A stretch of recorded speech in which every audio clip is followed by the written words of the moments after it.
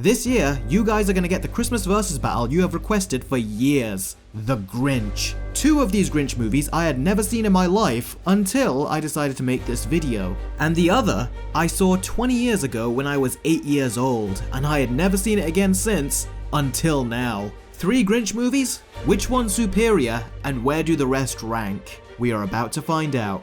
Let the battle commence.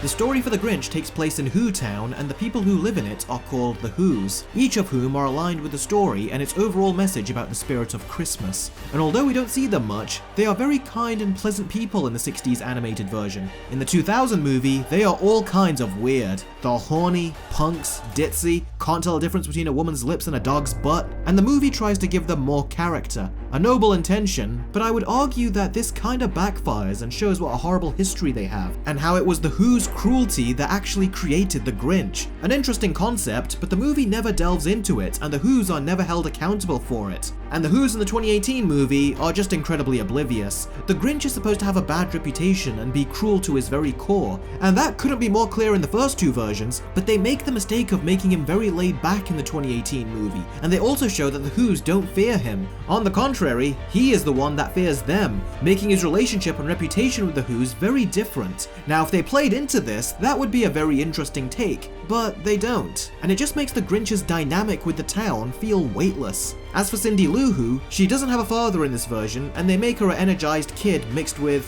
what I think is supposed to be girl power. Roger that, Mom! Here goes Cindy Lou Who as she dashes through the snow with a very important letter!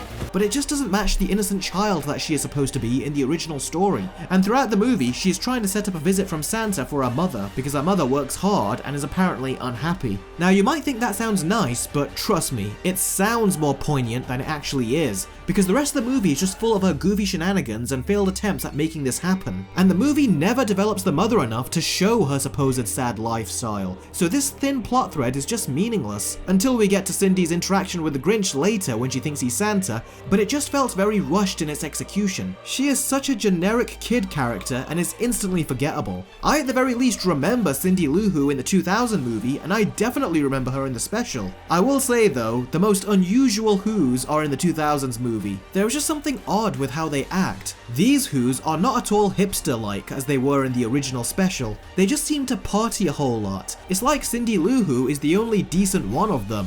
I like that she saw good in the Grinch after he saved her life, and that is a good hook for her character to trust him and want to return the favor by helping him back. And I thought she was the single best Who character in the movie, but even Cindy became really stupid and lacked some brain cells. And this is 8-year-old Eric who thought this when he first saw the movie 20 years ago, and adult Eric thinks the same thing. First off, she doesn't recognize the Grinch when he's dressed as Santa, and just when you think she can't be dumber, she surprises the Grinch on top of his large sack, which is in the process of falling off a cliff, and then gets worried when it's about to fall off. This felt like such a manufactured scene to have the Grinch save her and to make him seem like a hero. An idea that I actually don't mind, and I even liked the little moment they had, but I thought the execution was very contrived and poorly written, because this also made her look stupid. In the animated special, Cindy Lou Who was no more than 2. In the movie, she looks like she's about 10, and I expected better from her than to make such jovial mistakes. But this Cindy is dumb. I expected a lot more from Cindy in the 2018 movie. They try to say that she is smart and intelligent, yet she can't even recognize the Grinch. With the others, I know where to stand. This Cindy is 2, this Cindy is dumb, and this Cindy is supposed to be the smart one. Except for this scene. Her character just doesn't add up. Now the Whos weren't really developed characters in the special. They were more like peaceful Christmas hipsters who would always come out, hold hands, and sing. And for a simple story like this, that was enough. The meaning that the special was trying to get across about togetherness and what you should be grateful for really came through, and it's one of the things that made this special so nice to sit through. You get nothing but good feelings from the characters this time of the year, and even the Grinch eventually saw that. And it was all tied up in a perfectly paced 26 minutes, and it was able to very effectively tell its story in that tight runtime. But the movies are 1 hour 44 minutes and 1 hour and 25 minutes long, and they're clearly trying to pad the runtime with a ton of extra stuff, and most of that stuff is pointless. From the new story beats to the additional character storylines, none of it does anything to flesh out or complement the already perfectly paced story. The only addition that I kind of liked is giving the Grinch a backstory, and there's something interesting there, but unfortunately, it just backfires as it portrays the Who's as a bunch of horrible people. I mean, you'd expect this kind of reaction from a bunch of kids, but the teacher too? And this backstory somehow even managed to reflect badly on the narrator as well, which we'll talk about very soon. And don't even get me started on this Grinch's backstory. So the movie with the superior story and characters is the 60s special, the 2000s film, and finally, the 2018 movie.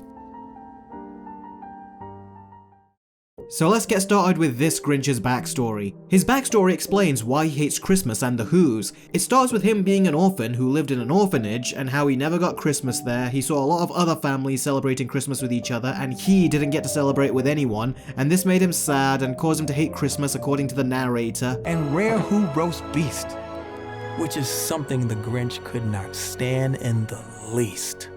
Even though he clearly looks like he does stand it and wants it the most. Honestly, this backstory just felt very thrown together at the last minute. It makes no sense, the narration doesn't match what we're seeing on screen, it's not well explained, and expects you to somehow believe that this all equals the Grinch hating Christmas in the end. For him to become the Grinch, you'd expect more to come of this story. You'd expect him to become grumpy and mean and angry and bitter, but nothing about this story pushed his character in that direction. It just made him sad and that's it. I mean, if they had no idea how to give him a backstory, then why did they give him one in the first place? They should have taken the approach of the original, which provided no backstory, yet we instantly understood his bitterness towards the holiday. But taking this approach, it just felt underdeveloped and made no sense. Now, Jim Carrey's version of the Grinch also has a backstory, and in this version, we are at least told in great detail why the Grinch hates Christmas, as well as the Who's, and then the narrator just brushes it off like he didn't hear anything.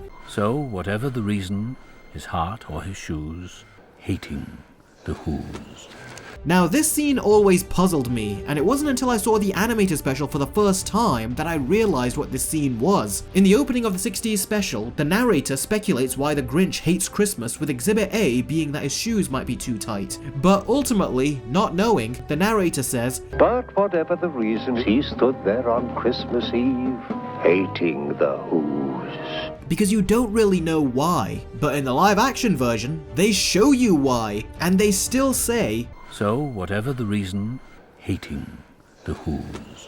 So this line has just been brought over from the original, but no longer makes sense given the new context that the movie has created, making what at first was a very simple line now seem very tone deaf. And tone deaf is kind of how I would describe a lot of the choices that were made in this movie. I mean, did Joss Whedon take over directing this film? That aside, in the grand scheme of things, this backstory wasn't needed. All you need is to open with a miserable green git with a frown and your job is done. The audience has everything they need to know. Giving him this extended backstory is interesting in concept, but is ultimately pointless, and is not executed as well as the filmmakers think it is. Now in the special, the Grinch is a very subdued character. The 2018 version is just wacky and loud, but in the 60s version, he largely remains silent and his bitterness and disgust is mostly expressed through his facial expressions. Like I said, he is a very subdued character. In the live action movie though, you have an actor who is the complete opposite of subdued, Jim Carrey, and scenes from the Grinch that are usually more subtle like this Grew 3 sizes that day. are turned into this.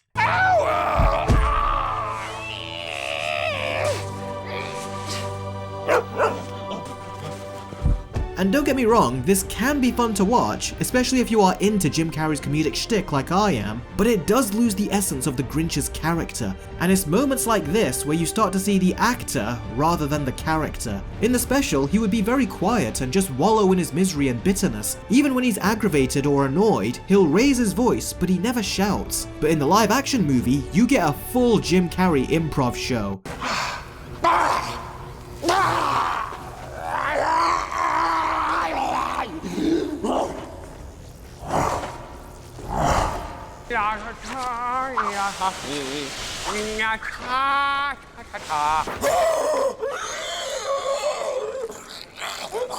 And as much as I like Jim Carrey, This is the kind of comedic improv of his that just doesn't work for me. Now, in the 2018 movie, the Grinch is voiced by Benedict Cumberbatch, and if he used his deeper British voice, then this would be a great choice and very similar in style to Boris Karloff's performance. But instead, we get goofy American Benedict Cumberbatch. But on this team, we practice like we play. So, let's leave it all out on the snow. And I'm just gonna say it, this does not feel like the Grinch at all.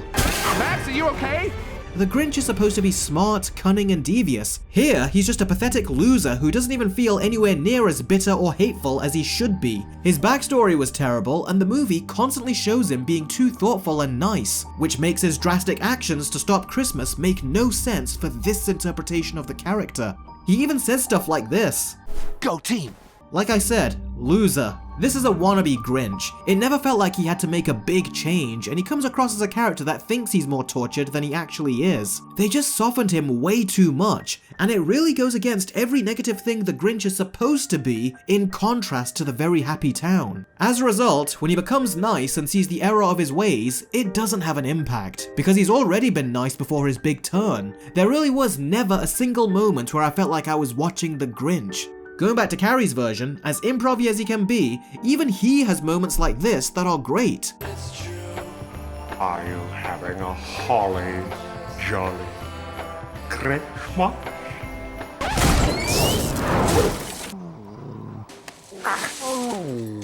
And these are the moments where he doesn't feel like Jim Carrey the actor anymore, and the Grinch comes out. And I would have liked for him to maintain his Grinch performance more, as in these brief moments, I think he really nails it. But then he keeps pulling back into his usual shtick, and it just ruins it.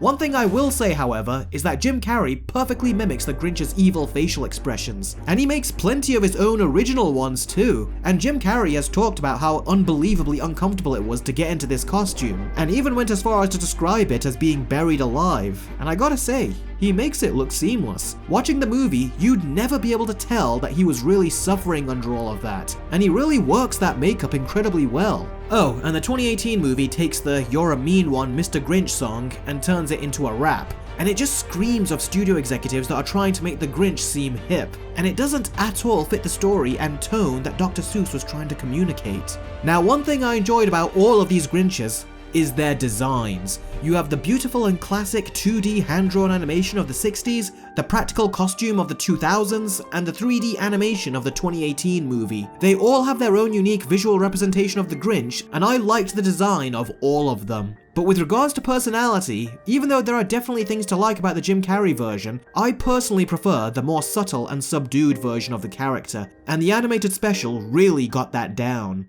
And the 2018 movie didn't. And that's another thing. What is Hollywood's obsession with making green CGI characters twerk? Is this a new fetish of theirs or something? So, the movie adaptations with the superior interpretations of the Grinch is the 60s version, the Jim Carrey movie, and finally, the 2018 version. Something I realized after watching these two Grinch movies is that they have this desire to be incredibly loud and in your face to get their stories and characters across. But the amazing thing about the 60s movie is that it was able to say so much by saying very little. The animation had so much expression and personality that you could just tell what these characters were like with a single image. And I wish that the movies would have just shut up every once in a while and let the visuals speak for themselves. At most, all you need is some simple narration, and even that was done so wrong in the 2018 movie and was horribly miscast. It was now Christmas Eve. There was joy in the air, for in just a few hours, Santa Claus would be there. If I had to pick, the best is the one that kept it the most coherent and simple, and that is the original 1966 version. It had the perfect runtime, the message was flawlessly conveyed, it gave the Grinch a solid character arc, and it wasn't padded out with a bunch of filler to fit a feature-length runtime, which is unfortunately exactly what the movies are guilty of. It's time for the scores. The 1966 Grinch gets a 9 out of 10, the 2000 movie gets a 4 out of 10, and the 2018 animated movie gets a 2. As you can tell, I thought there was a significant downgrade in quality with each movie. What made the 2018 movie the worst to me is that the Grinch was not the Grinch, Cindy was modernized at the expense of her character, and this is the first time I couldn't even get behind the Grinch's robbery. Something that had such a simple and understandable motivation. In the 2018 movie, it just makes no sense. Nothing about this Grinch's character implies that he would do this, so you can't get behind it. He's just too nice of a character. Heck, even when he is doing the robbery, he ends up being nice. So this whole robbery, something that should be so simple to execute, ends up being completely botched as well. And given how unbelievably clumsy this Grinch is, I wouldn't trust him to pull off this heist. And most of all, he's not set or determined in his hatred enough to where you would even care to see him perform this robbery. I mean, he's even nice to Max in this version. In the other versions, he usually drags him around like a bag of trash and treats him like crap. In this version, he is caring and takes his feelings into consideration from the very start when he's supposed to be at his very worst. All right, I'm sorry. You're a good dog. What would you like to do? They even make Max becoming the reindeer an honorary act rather than an act of cruelty. The 2000 movie got a lot of stuff wrong, but it got the Grinch's hatred down, the relationship between him and the Who's, and even Cindy's purpose. The 2018 movie just gets everything wrong, and the original special gets everything right. Hence it is the superior version.